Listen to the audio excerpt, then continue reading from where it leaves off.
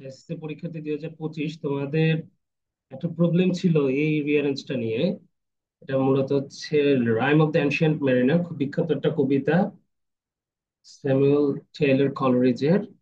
তো কবিতায় এই 8টা লাইন দেয়া আছে। 8টা লাইনের মোটামুটি এই আনসারটা হচ্ছে আমি প্রথম আলোর একটা পেজ থেকে নিয়েছি।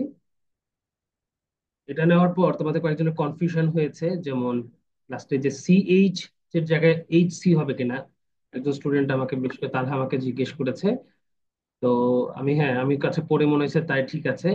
তো সম্ভবত কয়েকজন তোমাদের বললে যে হিয়া এবং ইয়াসিন যে পরে ই দিলে হবে কিনা। এটা কনফিউশন আমি আসলে ইয়ার জন্য, শিওর হওয়ার জন্য আমি নেটে সার্চ দিলাম, কারণ রাইম অফ দ্য এনশিয়েন্ট মেরিনের পুরো কবিতাটা আমি বের করলাম। কবিতাটার আসলে যেভাবে শুরু হয়েছে সেটা আসলে তোমাদের গল্পের কবিতার যে সেটিং বা কবিতার যে সিরিয়াল, সেটার সাথে গল্পের সিরিয়াল আসলে তেমন মিল পাওয়া, মানে গল্পটা আসলে ওভাবে লেখা হয় নাই। কারণ দেখো, আমি নেটে সার্চ দিয়েছি যে এই রাইম অফ দ্য এনশিয়েন্ট মেরিনারের আসলে প্রোজ ভার্সন মানে গদ্য স্টাইলে যে কেমন হবে। তো ওইটা দেখে সার্চ দিয়ে দেখলাম যে আসলে খুব অল্প একটু জায়গা দিচ্ছে, যেটা আসলে কাভার করে না আমাদের যে লাইনগুলো দরকার, সেই লাইনগুলো কাভার করছে না। তো আমি তো ডিরেক্ট ওই ছবিটা ও ইয়াকে দিলাম, rime of the ancient mariner part 1 লিখেও দিলাম, prose version.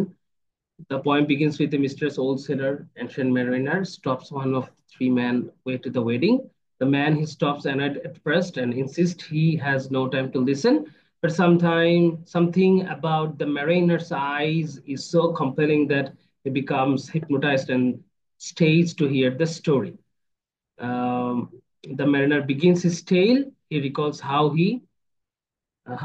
his fellow sailors set out from the harbor on a long sea voyage. এখান থেকে একটু একটা ধারণা পেয়েছিলাম, সেটার উপর ভিত্তি করে আমি পরে একটা শিওর হয়েছে, এবং পরে আমি চ্যাট জিপিটি কে কোয়েশ্চেন করলাম এবং সে তার আনসারটা আমার কাছে বেশ ভালো মনে হয়েছে।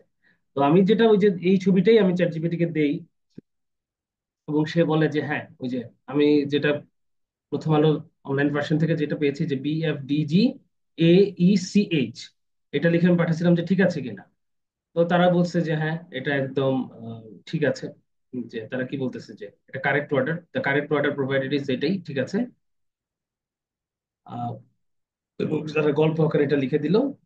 তখন আমি আবার ওদেরকে জিজ্ঞাসা করেছি, এই দেখো যে ওখানে ছিল সিএইচ, আমি লিখলাম যে যদি HC দেই,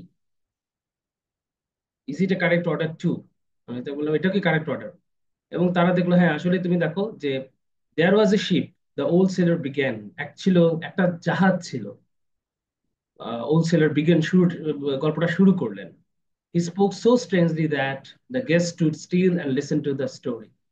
তিনি এমন স্ট্রেঞ্জলি আসলে বলা শুরু করলেন যে গেস্টটা আসলে একদম আহ, থেমে রইলেন, অবাক হয়ে, মেসমেরাইজড হয়ে তার গল্প শোনা শুরু করলেন।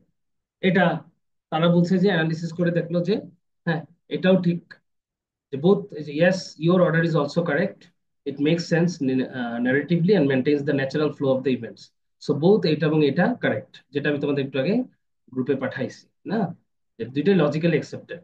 একটা হচ্ছে কিভাবে, যে আমরা, the old man told him about his large journey on the sea, বৃদ্ধ লোকটি তার সমুদ্রে তার জীবনের শেষ জার্নি সম্পর্কে বললেন। কি বললেন? আহ, এই লাইনটা বললেন, এই লাইনটা বলে শুরু করলেন, এবং এত অবাক হয়ে বললেন যে সে নড়তেই পারলো না। বা আমরা এভাবে বলতে পারি, তিনি তার জীবনের শেষ গল্পটা বলা শুরু করলেন, এত অবাক হয়ে গল্প শুরু করলেন যে নড়তেই পারলো না। তিনি শুরু করলেন কিভাবে, যে দেয়ার ওয়াজ এ শিপ। এই এর দুইটা ফরম্যাটেই তারা কারেক্ট বললো। এখন আমাকে ওই যে তোমরা কয়েকজন নক দিয়েছো যে স্যার এই অর্ডারটা আমাদের হবে কিনা, অর্থাৎ লাস্টে দিয়ে এই যে ই দেওয়া, হিয়া আমাকে জিজ্ঞেস করেছে, এবং ইয়াসিনও দেখলাম যে স্যার আমাদের লাস্টে ই দেওয়া, তো ইটা একদম শেষে, এরকম দিলে হবে কিনা। তো আমার কাছে এটা আসলে কনফিউশন লেগেছে, আসলে ইটা কেন হয় না। তো আমরা এখানে দেখলাম, দেখো আসলে তো পড়ে দেখো, দেয়ার was a sheep, wholesaler begin, তারপরে তিনি এত স্ট্রেঞ্জ হয়ে গল্পটা শুনলেন যে নড়তে পারলেন না। Old man told him about his last journey, এটা কেমন লাগে না? ওল্ড ম্যান তাকে লাস্ট জার্নি সম্পর্কে বললো। কিন্তু আমরা এইখানে দেখো অ্যানালিসিসটা খুব সুন্দর একটা অ্যানালিসিস করছে, যে কি বললো, যে it puts the start of the story age before the setup line is that says the old man told him about his last journey, that makes it feel slightly out of order. অর্ডারটা দেখো চলে যায়, like you are jumping into the story before introducing it. আমাকে তো গল্পটাকে সম্পর্কে introduce করতে হবে, তাই না, যে কি গল্প নিয়ে। তারপরে কিন্তু ওইটাতে দেখা যাচ্ছে শেষে প্রথমেই চলে যাচ্ছে এরপরে এইচ এ, এরপরে এইচ কি দেখো, suddenly he stopped one of the guest, তারপরে there was a ship the old self began. এটা কি হইলো দেখো তো, যে হঠাৎ একটা গেস্টকে থামালো, একটা শিপ ছিল, সেলার শুরু করলো। এটা কেমন মনে হচ্ছে না? আমরা যদি এটা বলি যে হঠাৎ করে তিনি একটা গেস্টকে থামালেন, তারপরে ই নাম্বারটা বলি তিনি তার জীবনের শেষ জার্নি সম্পর্কে তাকে বললেন, কি বললেন, যে দেয়ার ওয়াজ এ শিপ, এবং এত স্ট্রেঞ্জলি বললো যে নড়তে পারলো না। অথবা এভাবে বলতে পারি, লোকটা তার জীবনের শেষ জার্নি সম্পর্কে বললো, তিনি এতটাই স্ট্রেঞ্জ ভাবে বললো যে নড়তে পারলো না, এবং কি বললেন, যে there was a ship the old sailor began. ঠিক আছে, তো আমরা এই দুই ভাবে করতে পারি। তো আমার কাছে পার্সোনালি আসলে এটা আরো বেশি ভালো লাগছে, যে আমি যেটা প্রথমে দুটো অর্ডারের মধ্যে যেটা, এটা যেটা সিএইচ, AECH, এটা আরো ভালো লাগলো কেন, যে ফার্স্টে বলতেছে যে যে হি স্পোক সো স্ট্রেঞ্জলি, যে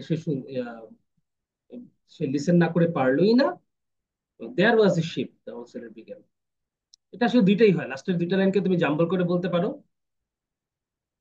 তিনি বলা শুরু করলেন এবং অবাক হয়ে বললো যে মানে সে নড়তে পারলো না। তো এটাও বলতে পারি যে আমরা অবাক হয়ে শুনলো সে নড়তে পারলো না, তিনি শুরু করলেন কি বলে, দেয়ার ওয়াজ এ শিপ। ঠিক আছে, আশা করি তোমরা বুঝতে পেরেছো।